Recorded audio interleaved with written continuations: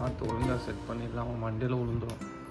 அதான் நான் மனசில் நினச்சிட்டு இருந்தேன், நீ வாயால் சொல்லிட்டேன். இந்த மோட்டர் எங்கே வைப்ப? அந்த மோட்டார் எடு, அந்த கவரை. இது அங்கே இல்லை, இது ஃபஸ்ட்டு அங்கே மாட்டி இது கீழே மாட்டணும். ஸோ இப்படி மாட்டி அதாவது கீழே மாட்டி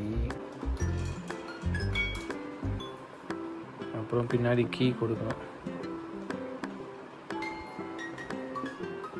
நீ தலைகீழியாக கொடுத்துட்ட.